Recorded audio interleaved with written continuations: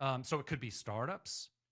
If you're a startup, you should have like a team in place. You should have a good go-to-market plan. You should have a good business plan, all that stuff. Like it can't just be an idea and like a whim. It's got to be, it's got to be professional. But it could be a startup all the way to projects that have 50 million TVL or thousands of daily active users. It's all across the map because it just sort of depends on what the ecosystem is looking for. But yeah, tons of them. Like I've really enjoyed seeing or like communities and stuff. So I'll give you because this is kind of maybe the most outside of the box, perhaps. But like a good community is SheFi. Welcome back to Only the Savvy. I'm Nicole, and today we're excited to have Matt Carano, the head of content at Thrive Protocol, joining us today. Thrive Protocol is doing incredible work in the crypto space, from supporting builders to fostering innovation through decentralized funding. Matt, thank you for being here today. Thank you so much, Nicole. I'm so happy to talk to you. Absolutely. To start, can you tell us a little about your background and what led you to Thrive Protocol? Yeah, sure. I mean, I'll try to keep it as short as possible because it's a long story. I'm a crypto OG. I've been here for a long time, so made a good amount of stops along the way. But I initially came in contact with Bitcoin, and I don't know, it was like 2013 or something when a buddy came up and was like, "Hey, you got to check this thing out." I'm like, "What is it?" Took me a few times.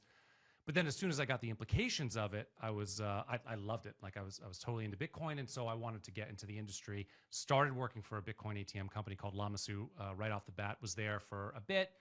And then, eventually I moved into Ethereum projects because the idea of smart contracts allowing us to do amazing things like decentralized marketplaces. It's that was the one too, because the company that I hooked up with at the time, Swarm City, was one of the earliest ICOs, I think the ninth ever. We were solving decentralized rideshare, but I made the connection that if we solve decentralized marketplaces for rideshare, we solve it for any type of marketplace, retail, any peer to peer. It's all the same thing. It really is fundamentally. So I loved Ethereum because of that. And then, I've seen we were hit with the Parity multi-sig wallet hack that drained our wallet and 50,000 ETH Oh, wow. across a few different orgs. I've seen a lot.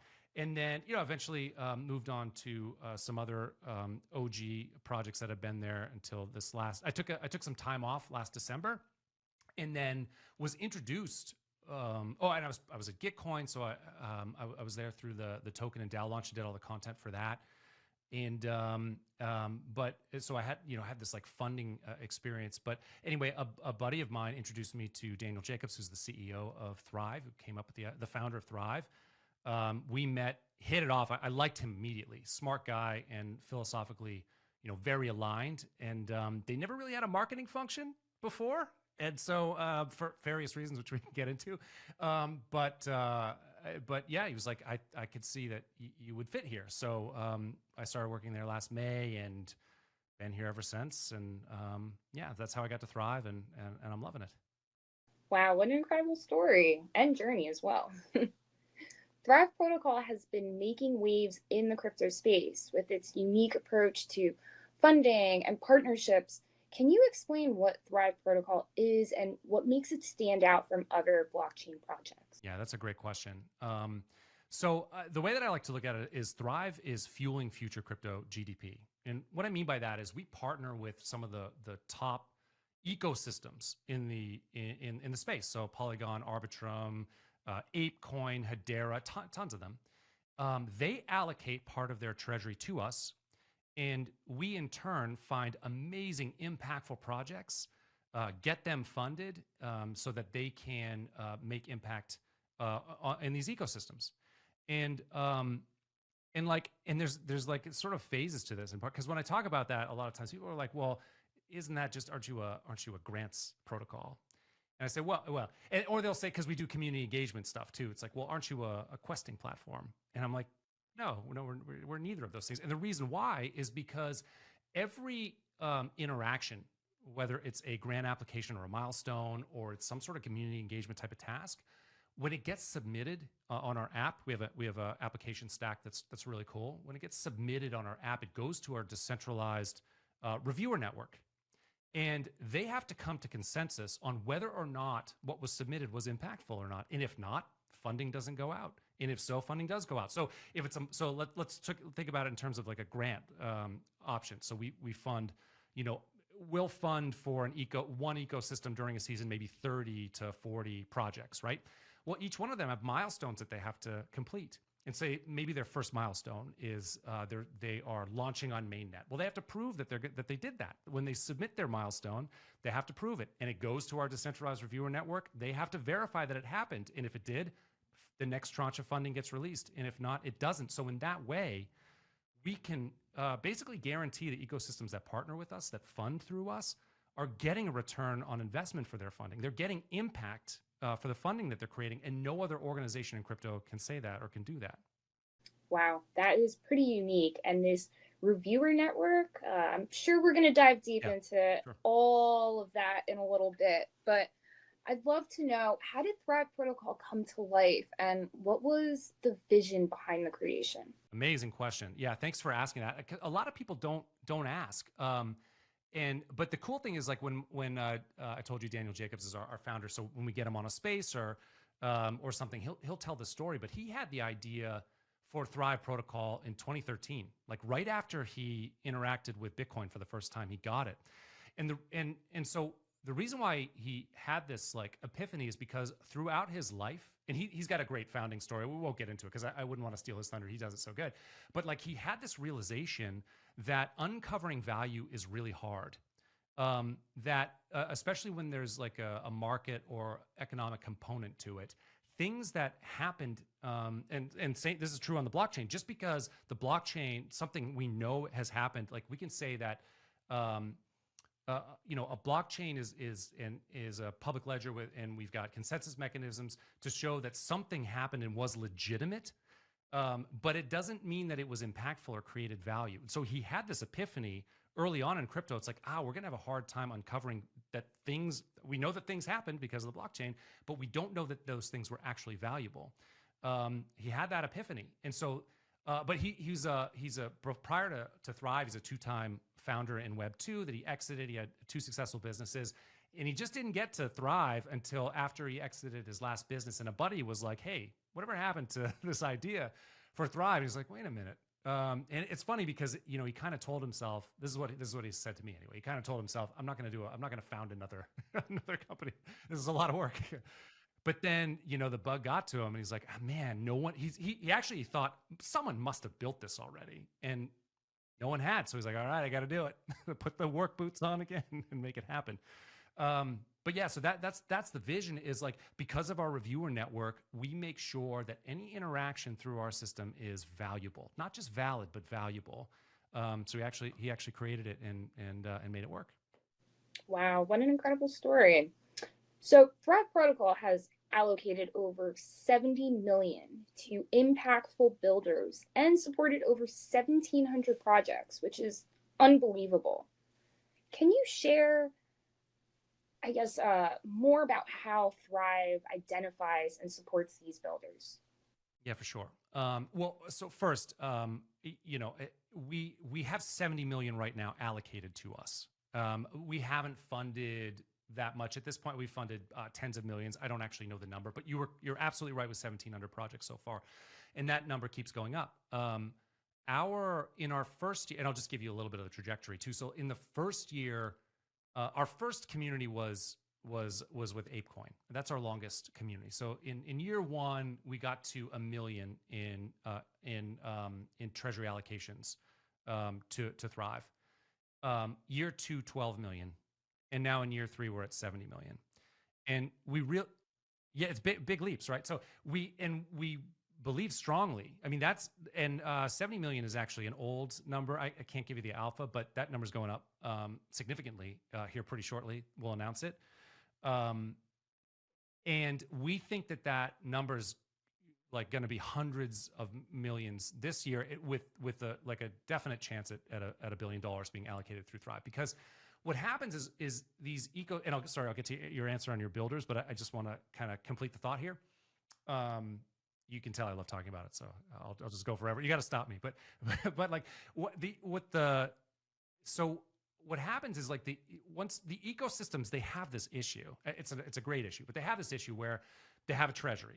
The treasury might be hundreds of millions of dollars, might be $1 billion, who knows, big treasuries, right?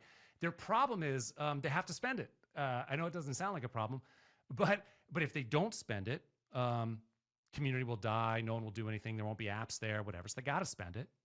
But if they spend it poorly, they're going to die too. Like if they spend it on things that don't create growth for their community, then they're going to die too. And I've seen it with a number of DAOs, like all the early DAOs from, I don't know, 2017, 18, 19. Like a lot of them are kind of ghost towns now because they had this treasury. It was hard for them to allocate it. And it's hard to show that what you have allocated has actually created value at scale. Like it's one thing to do it in a work group with even say like with $100,000. Like, okay, that's a couple grants.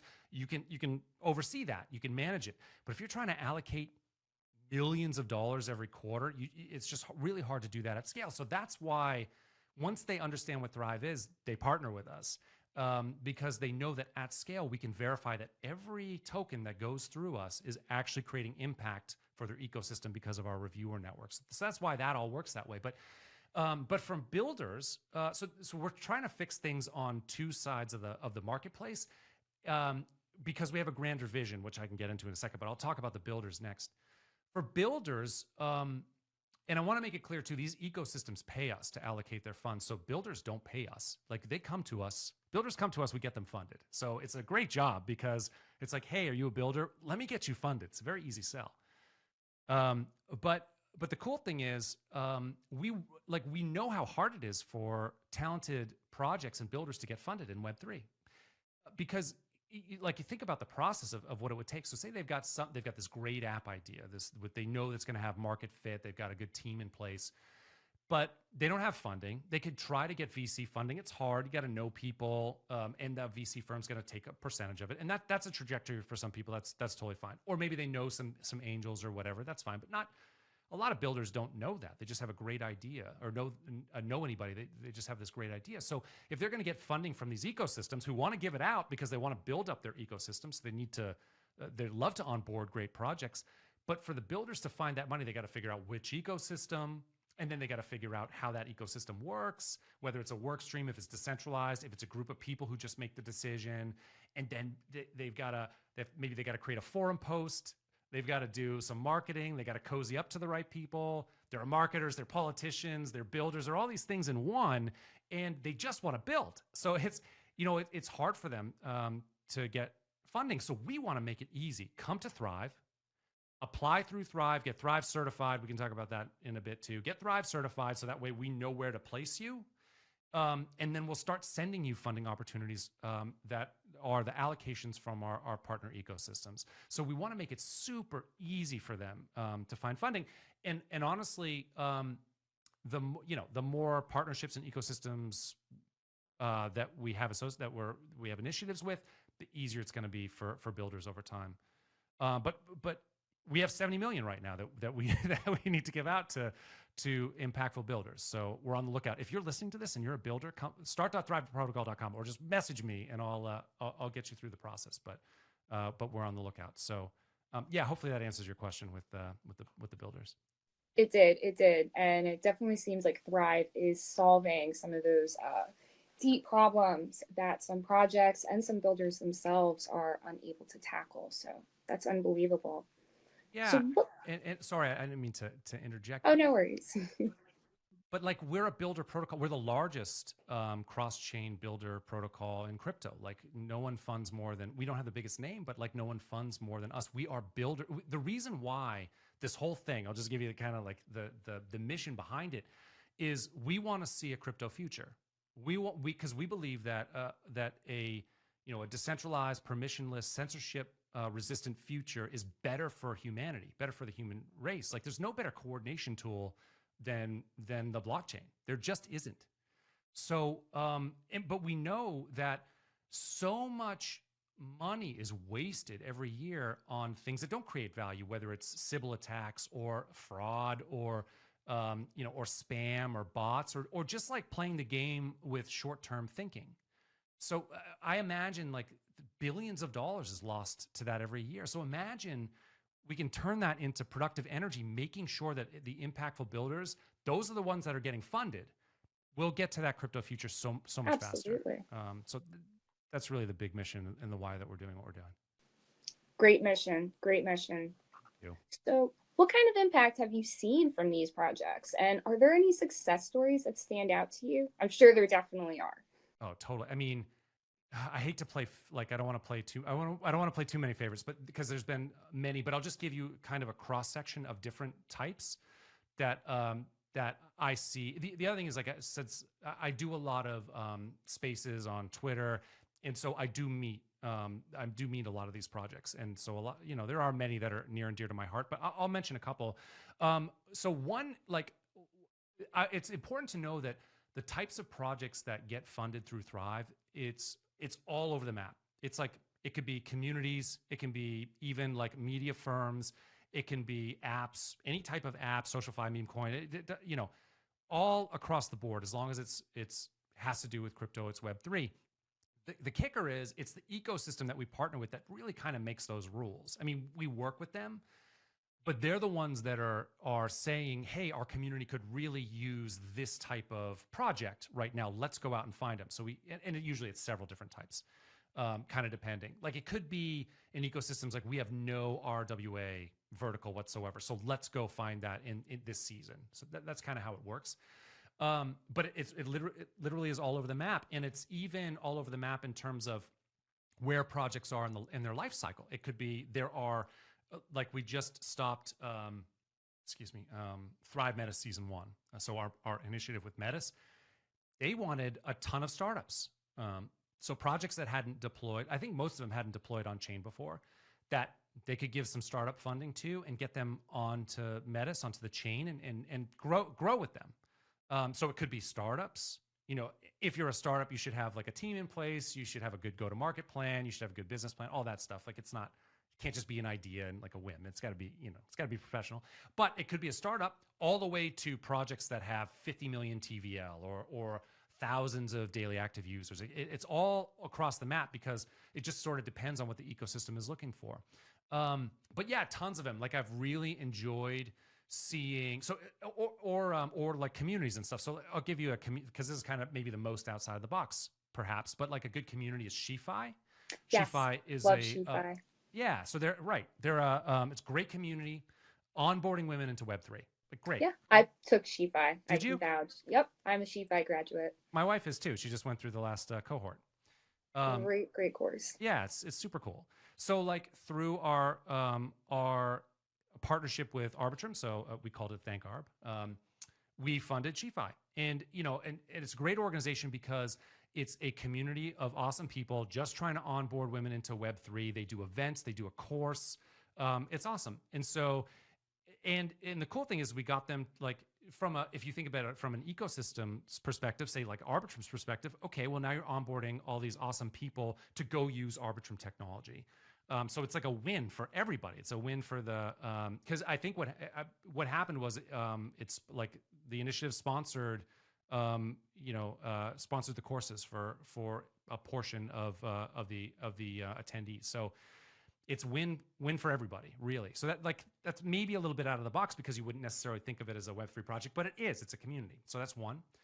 Another one that I love, that I've seen in a couple of ecosystems, is community currency. And what that is it's this amazing onboard from Web 2 to Web 3. It's a I don't know how you would describe it, but it's like a plugin or an overlay for Reddit.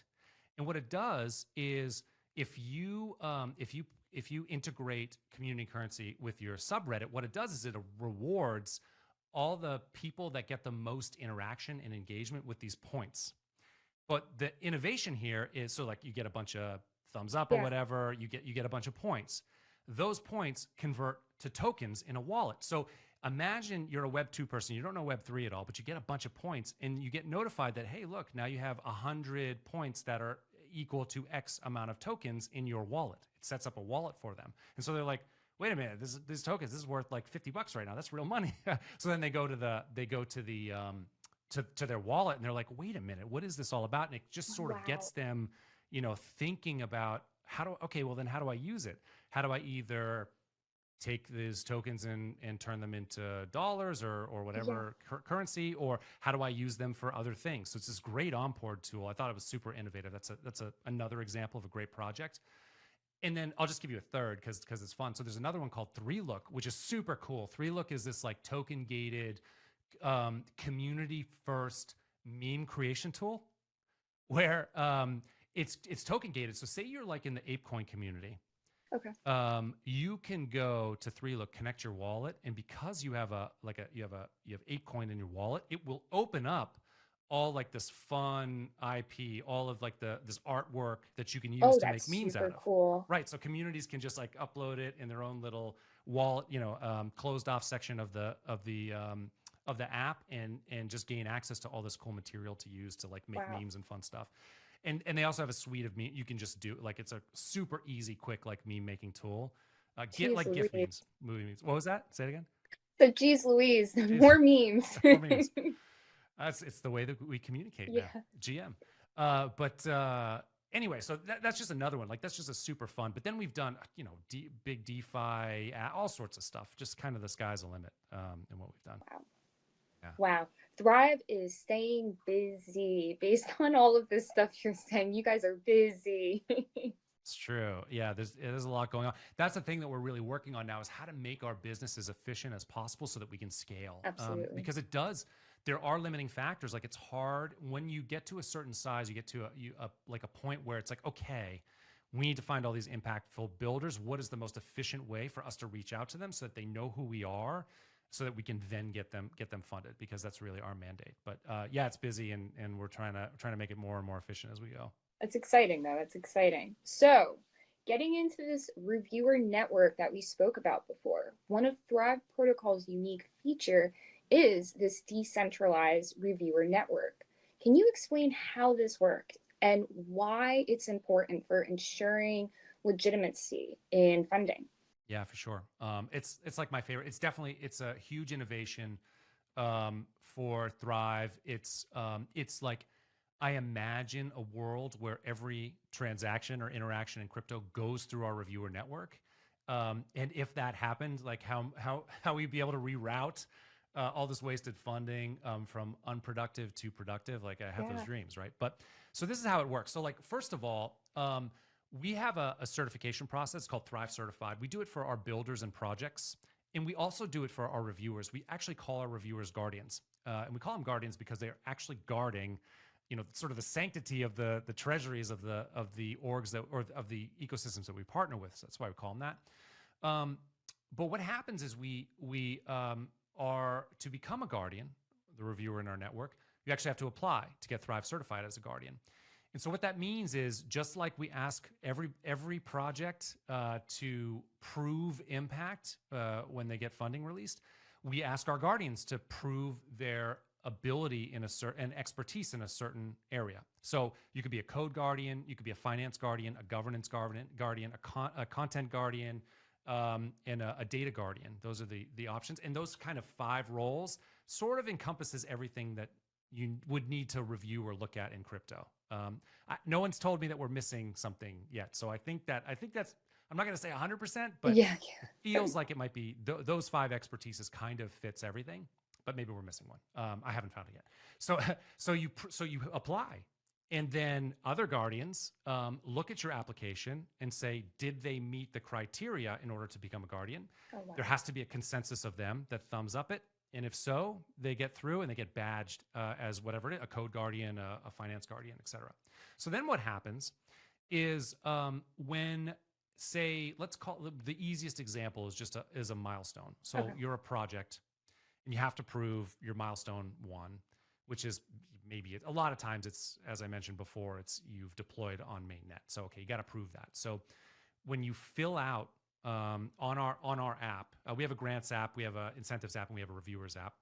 But in the grants portion of the app, they would go in there, they would hit submit, they'd have to fill out a thing, show a link to proof that they're, for this example, deployed. When they hit submit, what ends up happening is the reviewer app, anybody who is badged who is eligible to review that type of review. So in this case, it would be probably a code guardian, maybe a data guardian or something. Those two. So they would get it would appear on the app, in the reviewer app, there that they can commit to or not. And if they commit to it, they say, "Oh, it comes up. Do you want to do this review?" And if they hit commit, then they have a certain amount of time to be able to do the review, because if someone commits to it and then they just never do it, it would just get stuck there, right? So a lot of times it's between 5 and 24 hours, sort of depending. So that they hit commit, and then they open it up, they read through the documentation, they look at the proof, they assess it. They have to fill out, usually there's like a checklist of, hey, look at this, look at this, look at this, look at this. They check it off, check it off, check it off, and then pass or fail. And if they hit pass, usually it goes to 3 different guardians at a time. It's usually consensus of an odd number, of course. So it would, a lot of times it's 3. So if 2 of 3 say, yep, this is good, then it passes and funding gets released for the project who submitted the milestone. There's a couple other parts of this too. So, and this is we'll refine this as we go. There's different ways that we can refine this. I'm sure, like, if people think about the game theory of this, they'll think about some of the ins and outs or the pluses and minuses of doing it this way. And we're constantly refining this. But one way that we keep collusion from happening is the way that once a project submits, say, a milestone for this example, it randomly goes to those badged to be able to review it. So you can't not everybody gets everything. So you can't just say, hey, buddy, I know you're a guardian.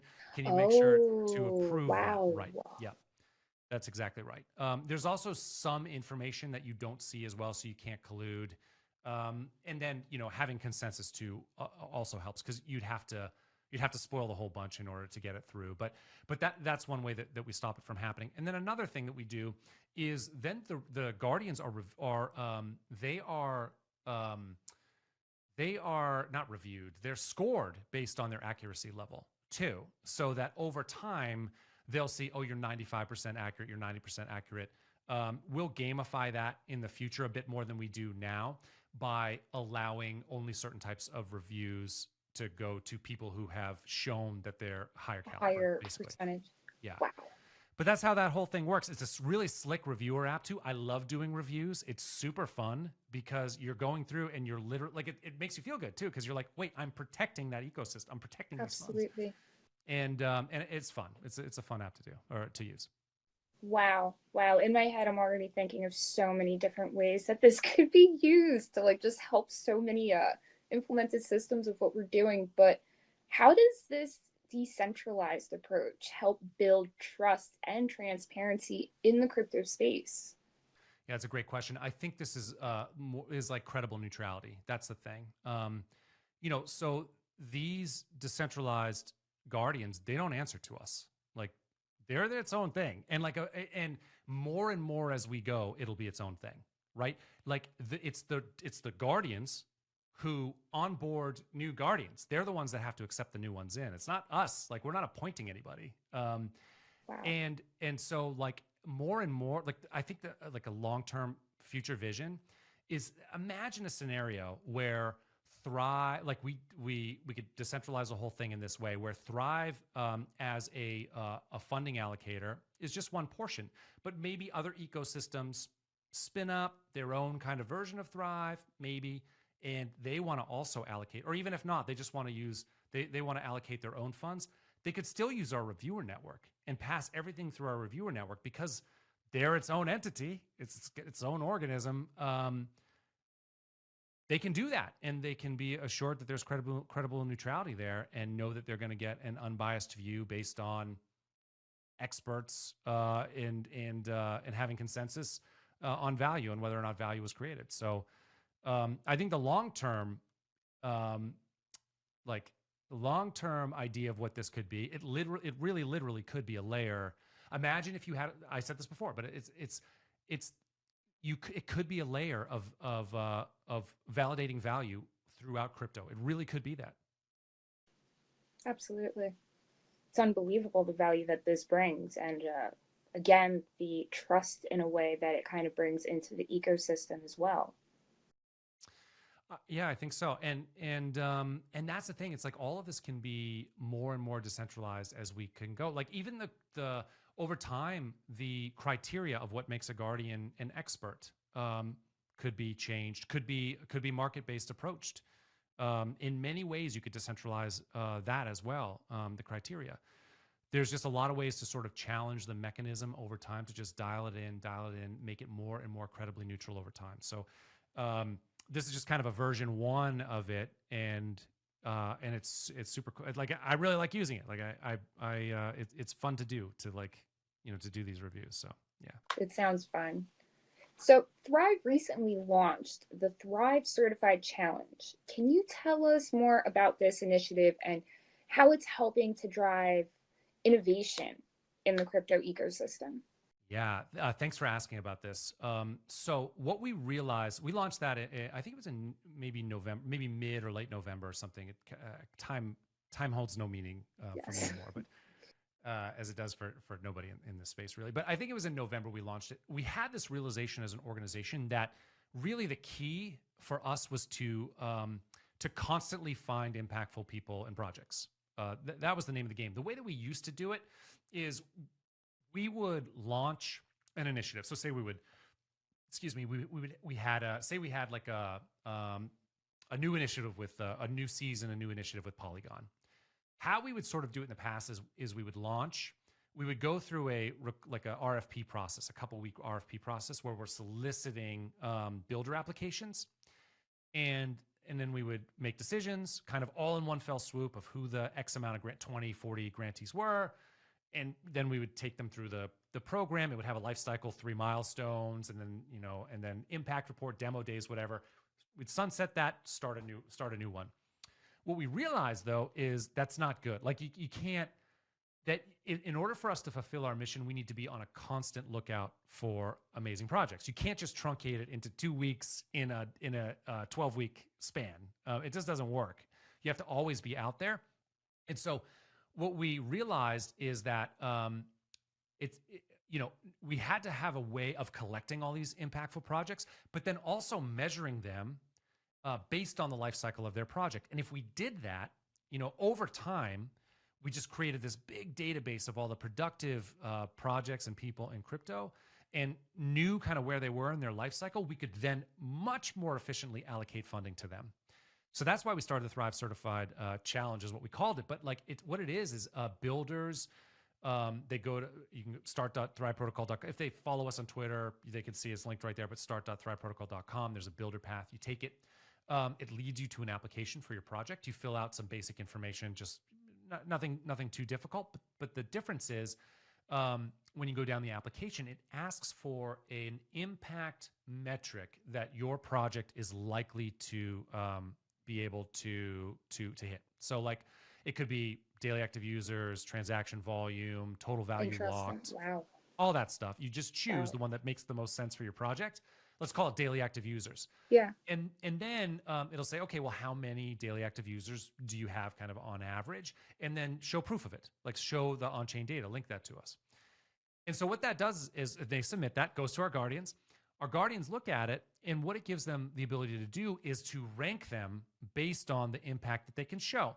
And usually that's really about life cycle. Yeah. It's usually about like, so kind of, if you've been in the space longer, you're at this stage where you have 50 daily active users, but maybe, 2 months from now, you'll have 500 and 3. It's just kind of snapshot of where you are right now. And we level it based just like metals. So it's your bronze certified, your silver, your gold, your platinum. And so those bronze and silver are more on the startup side of things, and then the gold and the platinum are more on the like have a lot of traction side of things.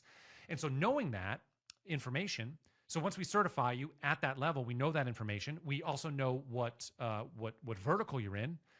We then have a very clear understanding of what your project is all about, and then we know which funding options are best for you. And that's a continuous thing. Once you get Thrive certified, so if you're a project and you haven't been Thrive certified, do it, because what it allows us to do is to forever forward send you funding opportunities based on where you're at. Like every time we have a new initiative, we'll be like, oh no, this is perfect for this project. Go check this out. So it's really a way more efficient way for us to find projects that are perfect for the initiatives that we're doing, and also a way more efficient way for our builders to know when things are available. Otherwise, they're like checking Twitter, or they're like waiting for an announcement or something. Just makes it easier. And we all know how crazy that Absolutely. can be. Yeah. So that's nice to have Thrive Protocol to help out Thank you for with that saying that. a I lot. appreciate that. Very big. So Thrive Protocol has partnered with some of the leading crypto ecosystems. Can you share more about these partnerships and how they contribute to Thrive's mission? Yeah, I mean, it's all these ecosystems, they all have the same need. They really do. If it's Polygon, all these, it's so funny because these ecosystems are so different. Yeah. Like Polygon is way different than Hedera, which is way different than ApeCoin, which is way different than Arbitrum, which is way different than Swell. Like they're all different. It's super cool from my vantage point to see this, because I just get to see like how diverse and vast crypto is based on these ecosystems and what they're all about. It gives me like a cool, usually like in crypto, you kind of find the community that you want to be in and you stick into it. And that's great. But like, it's a cool vantage point to see all the different communities and how they're so different and cool from each other. But anyway, but they all have the same needs. They need to do things that they need to spend their treasury and get a positive ROI from it. They need to, and what that means is they need to do things that are going to engage the community, grow their community, get more fun apps in, more things to do. That's what they're looking for. All of them are looking for the same thing. And so when we partner with them, it's because they know that we can show that they're getting positive ROI when they allocate their funds through us. So like, I mean, our mission is their mission. They want to basically they want to grow their ecosystem. That's amazing.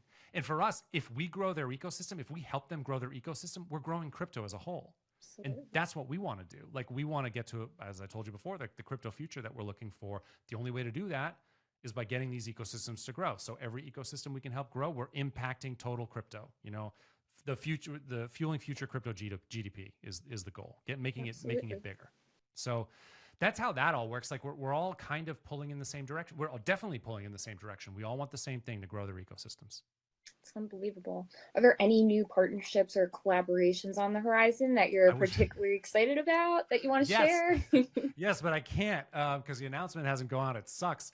I alphaed it. I did a space last night, and I was just like, listen, 70 million. It's not 70 million anymore. But I can't do that. I can't steal that thunder. But yes, it's amazing. We have a number of ecosystems that look like they're close, but there's one that's done that we'll be launching soon. Super exciting. Nice. Yeah. But I can't. I wish I would love to tell you. No worries. We'll keep an eye on Thrive Protocol though for those announcements. Thank you. So I noticed that Thrive Protocol has funded media initiatives like Pewcast. Yeah. Why is supporting media and content creators important to Thrive's mission? Yeah, thank you for asking that question too, because that's another one, right? So, yes. I talked about communities, or I talked about on-chain stuff, but media is another one. Like anybody who's creating impact, or any project that's creating impact in crypto, is what we want to get funded, no matter what it is. If you're a builder, if you're in media and you're building crypto, you're a builder if you're a developer, you're a builder if you're a community manager, you're running a community. It's the same thing. We're all trying to do the same thing. The only thing is which ecosystem wants to fund that type of thing. So we've had a number of ecosystems who want to fund media. Arbitrum, Polygon come to mind. ApeCoin, same thing. They all want to fund media because it just helps get the word out about their ecosystem and helps bring more people in. So it's super important. I mean, we also, we haven't talked much about this because that's okay. We don't necessarily need to, but I did mention kind of in the jump that we do community engagement type of stuff too. There are some ecosystems that want us to not only fund great projects in their ecosystem, but also help them scale. Yeah. And so what that would look like is, and that's why, people would kind of falsely think of us as a questing platform, but the main difference is our reviewer network. So it's not all spammed and botted. It's actually people creating impact, doing cool stuff. So but Hedera initially, our engagement with them is they've got Hedera's awesome. Like it's got a number of really great apps. The technology is super solid, really fast, and which lends itself to some like really great things. So they wanted to really build up some of their great projects in Hedera. So we did campaigns where we were rewarding people for doing fun things, like going and minting an NFT on this app, or going and inscribing something on the blockchain in this app. Going to a karate combat event. That's exactly right. That is exactly right. It's karate combat. That's crazy, isn't it? It's crazy. So crazy. So crazy. I love it. But they were right. They were one of the projects that we did rewards for sure. So crazy. But scaling. Oh yeah, but we've also funded media that way too. So like we funded to write articles or to do threads or to host spaces or whatever, to help get the initiative out. So there's kind of many different ways that can happen in terms of a grant or just as a reward for doing things and like sort of one-offs. Really nice. So how do you see media partnerships shaping the narrative around blockchain and crypto adoption? Yeah. It's interesting because I'm a content, just like you, I'm a content person. Yeah. So I love to do podcasts and shows and spaces and live streams and all that stuff. I think media has a very important role. And I know that, so I don't want to sound like I'm not judgmental about this, but I know that crypto as a casino exists. Like that happens. Like number go up, moon, all that stuff. Like that exists, and that's fine. Like that's great. That's a component of it. And if there weren't financial incentives to crypto, probably it would never have the growth that it has. You need financial incentives aligned the right way in order to grow a community, an ecosystem, whatever. Like I get that. That's fine. But there really isn't this great understanding yet. And this is something I want to change. It won't just be me, but like the company, like we want to change. There isn't really this understanding, this aha moment from like crypto wide, that crypto is really great at showing that something happened and that it was legitimate. It's really great at that, but not great at all at determining whether something is valuable. So the valid versus valuable thing. And I really want like media to catch that and to like start thinking about it.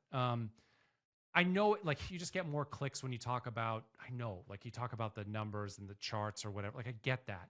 But like there's a reason why we're doing this. There's a reason why we're in crypto. It's not just that. There's like a philosophical reason, right? Yes. Like we think it's I'm only here. I've been here so damn long because it's a future of humanity that I'm looking for. Like I want a freer humanity. And so to get there, we have to change this understanding of crypto from things are valid and that being just okay on its own, to asking the question, wait a minute, was this valuable though? We know it was valid. And for us to sort of lean into the more decide, like thinking about that, was this actually valuable? Thinking about that in a more like global way across the ecosystem is so important. And I want media to help change that narrative. Like I want them to catch that too and start thinking about it in those terms. Does this thing that we're doing actually get us closer to the crypto future that we want? And if not, okay, but are there other things that we should be doing too, like at the same time, So very important. I just, I'd really like alignment on that, on this idea of value and not just valid. Absolutely. No, I totally agree. And it brings me to my next question. I remember during our last conversation, you mentioned the need to adjust the marketing narrative to better communicate, especially with crypto and Thrive. What's Thrive's unique offerings, and how can they help elaborate on this and share how Thrive is working to make its message more clear? Yeah, I think, yeah. I mentioned before too, that we just, prior to, I mean, there was some marketing, but not really prior to me, really, like I think first of all, Daniel is like our CEO is such a great communicator, and we've really largely been able to build our business kind of in the background. Like we would push our initiatives, but not thrive as an organization. And we quietly built to almost 70 million that way. It's crazy. But then we realized, like, if we fundamentally want to change crypto, we can't do that in the shadows. Like, we have to go out there and really clarify what we're doing and what we stand for, what our mission is, as a brand. Like, and like, sometimes you feel a little, I don't know, maybe you feel a little icky about that. I don't know. Like, sometimes I'm a marketer, but sometimes marketing feels icky, right? But we all just all understand, like, we need the market we need crypto, the ecosystem to understand our narrative, like our mission really clearly. And we also, like, and part of that is I've mentioned this a couple of times, but like falsely equivalent, like the equivalence of Thrive to just a grants protocol or a questing protocol. Like if they think that that's what we are, they're missing like the main piece of it. So we really have to change that if we're gonna fundamentally change crypto for the future. We think we have that opportunity. I mean, I know every crypto org thinks the same, and rightfully so. We're like in a very disruptive, cutting edge, bleeding edge tech and sector. So like, I get that we all kind of think that, but humbly, like, I really think we have that chance if we can really make sure that as much as possible, only valuable things are getting funded in crypto. Yeah, that's a big thing right there. That's the big important part. So how that takes. Sorry, I was just gonna say that takes like people knowing who we are and more partnerships and more builders knowing who we are to increase that. So yeah. So how do you tailor your messaging to reach a broader audience, especially those who may not be familiar with crypto? What kind of language do you use around people like that? Well, I mean, I use some of it today, but like fueling future crypto GDP is kind of one of those things. Like, you kind of think about it, if you step back and you're like, well, what does that mean? Like, making crypto bigger, fueling crypto GDP. How does that work? It's hard because that's why I really love doing podcasts like yours. And again, thank you so much for having me. This is amazing to talk to you and, like, helping us kind of get the word out. But this is why I like doing long form podcasts or spaces or live streams or whatever, because then it gives us the opportunity to kind of delve into the layers, and it's much easier in that type of conversation for the light bulb to go on and for people to get it. In a slogan, in messaging, it's so hard. So I don't know that we're working on it really hard right now, and I feel like we're dialing it in, and pretty soon we'll like kind of have our narrative in place, and you'll probably start to see our Twitter will change a bit. Some of our other output will change a bit. Even my language will probably change a bit too, when I'm doing these things. But it's hard. What I've got right now, what you've heard from me tonight, is the best I've got so far. But we still need to dial it in to make it super clear. Absolutely. So looking ahead, looking at the bigger picture, where do you see the crypto industry heading in the next 5 years, and what role do you see Thrive Protocol playing in the future of crypto?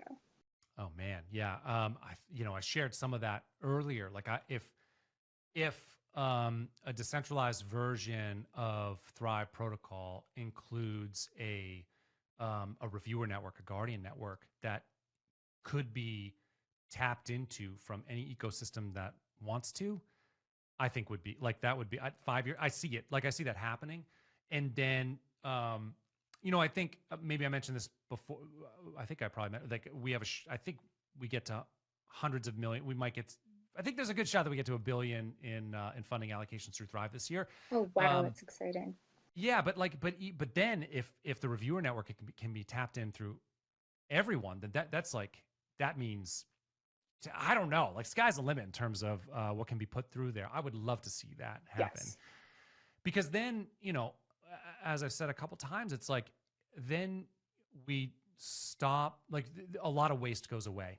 And when waste goes away, that fund goes into productive people, which just gets us there faster. So that's what I'd love to see in terms of Thrive, and of course I always think like a portion of Thrive will be the allocator, like because we do this even though it's not as efficient as it needs to be, and we're getting better, like we're working on it, but we still fund more efficiently than anybody else. So I think we'll continue to, like a part of Thrive will continue to do that as well.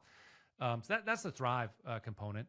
And then from crypto, I mean, I can tell you things that I hope will happen in crypto. Yes. Yeah. I mean, I really want to see, and this is just outside of Thrive, just my own kind of personal, philosophical wants, I guess. I really want to see privacy in crypto. Like that's the next move.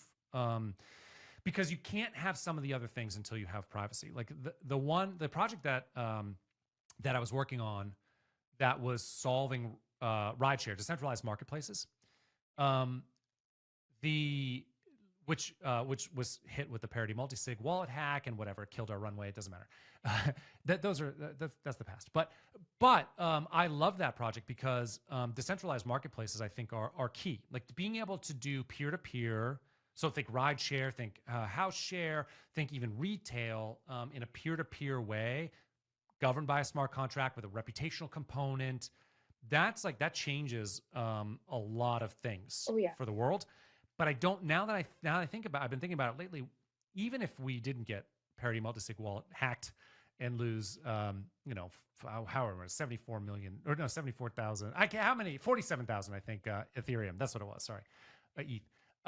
Even if that didn't happen, we needed privacy tech for that to work really well. And so we would have had to integrate it. But I think that's a stopping point. Like we can't do decentralized marketplaces until there's privacy. Yeah. I also think, so that's kind of the next level is privacy. So we can get to decentralized marketplaces. And then the level after that is the crypto state. It's like, absolutely. Right? Like once we can if we have privacy, then that means we can coordinate anybody around the world, come together and coordinate into a group that has shared values governed by a smart contract that has its own economy, that offices services like a state would. Maybe it's educational, insurance, healthcare, whatever, services like you would get from the state maybe, except it's opt-in, it's decentralized, it's governed. And once we can do that and they get big enough, like imagine 1 million people across the world can do that all together. And so that economy would be huge. Maybe it's a couple $1 billion economy.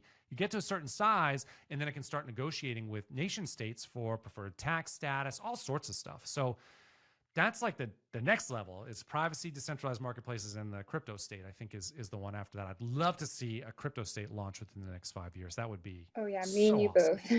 Me and you both, absolutely. So awesome. What do you think? What are you looking for? Oof, I mean, privacy is one. I'm very curious to see what will happen with privacy. I remember being at Bitcoin Nashville last year, seeing Edward Snowden speak about this issue with blockchain. So for me, that was a big concerning thing to hear. So privacy right now is weighing pretty heavy on my head. It's huge. Yeah, agreed. Once that's handled, then we can see where things go moving forward. But privacy definitely has to be something handled right now. For sure. Yeah, makes sense. Absolutely. So Thrive has worked with so many builders and innovators. What advice would you give to someone looking to start a project in the blockchain space? I get asked this a good amount on Spaces because, I'll have a lot of builders in the audience and they'll hear about Thrive for the first time and they're like, well, how do we get access? Like, what do we do? Or even like, I want to start a project, but how do I do it? So I usually give the same advice. One is if you are a project, this is like a kind of a general advice for funding anyway, but if you have an application, fill it out completely. Like make sure that it's super detailed, that there's proof. Just make it easy for our guardians to look at and be like, yeah, this is exactly right. Because I've seen a lot of spam go through, or I've seen a lot of like half-hearted attempts, and it's sad because you're like, all right, no, thumbs down. Yeah. You don't want a thumbs down, but you have to. You got to keep your reviewer score up. This reflects on me too. But so number one, make sure you fill out any application. Just make it super easy for people to find your proof and to get to know who you are so that they can approve it. Number one. The second thing I would say is kind of a more general thing, which is you have to figure out what you love to do. That's the most important thing. You can't yes, whatever you love to do needs to find product market fit for sure. But if you don't love what you're working on, you're just trying to do it because you think it's a good idea or you think it might sell or whatever. If you don't love it, it's hard to be an entrepreneur. It really is. And during the downtimes, going to be hard to pull yourself through if you don't absolutely love, you're not absolutely compelled to do what you do. So that's what I would say is just find out what you love, what you're curious about, what you're willing to like delve into and be the expert on. That's the way to do it. It doesn't matter because people will say, does it matter? Like, should I be a meme coin? Should I be a social fi? Should I do a like whatever? And it's like, that doesn't even matter because there are different ecosystems. They'll all value different things. That doesn't even matter. What matters is that you love it. Absolutely. Great advice. And for those who are interested in Thrive Protocol, how can they get involved? Whether they're builders, creators, or just curious about the project, what's the best way to connect with Thrive and with you? Yeah. Thank you for asking. Follow at Thrive Protocol on Twitter. A lot of stuff comes out of there. Of course, crypto's on Twitter, right? But then to onboard, start.thriveprotocol.com. But that's linked right there in Twitter. But start.thriveprotocol.com is really the way to get to the applications. If you wanted to be a guardian or you want to be a builder, there's also a third path there too. If you're kind of curious and there are tasks that you can do and fun things that you can do. There's a third path there as well. But that website, is a great place to get involved. But definitely follow at Thrive Protocol. That's our the biggest thing I would say. Awesome. And are you guys going to be appearing at any upcoming events? So anyone watching this, they can pop in and say hi? That's a great question. I actually don't know because we did have maybe 4 or 5 members of our crew was at ETH Denver. That looks amazing. Just last week. Yeah, I didn't go, but were you there? I was not, but it looked amazing. Right, I know. I was jealous, but but yeah, no, I don't. That would have been the one to. But yeah, I don't know. We do attend some, but I don't know what the next one is. Great. Well, Matt, thank you so much for joining us today and sharing your insights about Thrive Protocol and just all of the exciting work coming out of there. Before we wrap up, is there any final message you'd like to share with our audience? I would just say, if you're a builder, come to Thrive, please. Like, let's get you funded. We value builders because we know that it's you folks that are creating the crypto future that we're looking for. So we're super friendly to builders. We'll help you get through. It's actually super easy to go through Thrive and to like get certified and all that. But doesn't matter if you have questions, whatever. Like, I'll help you. Anybody will help you. You could reach out to me or whatever. Anybody will help you. But yeah, if you're a builder, come to Thrive. We're your community. Matt, thank you again. It's a pleasure to hear your perspective on the evolving blockchain and crypto space and Thrive.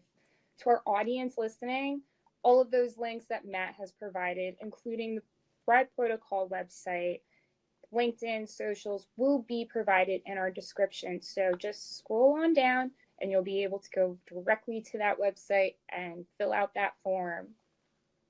And to our audience, again, if you enjoyed this episode, don't forget to like, subscribe, and share the video. And as always, stay curious, stay safe, and stay savvy. Until next time, see you again. SimSwap fraud is sweeping the globe, and your mobile security is at risk.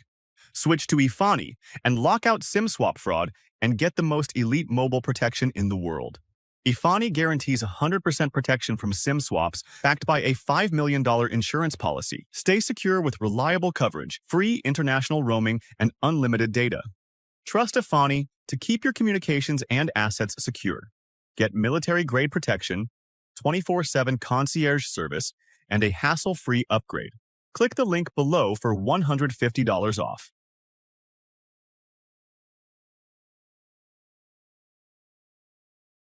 Thanks for watching. Help support this channel and receive exclusive offers from one of our partners located in the description.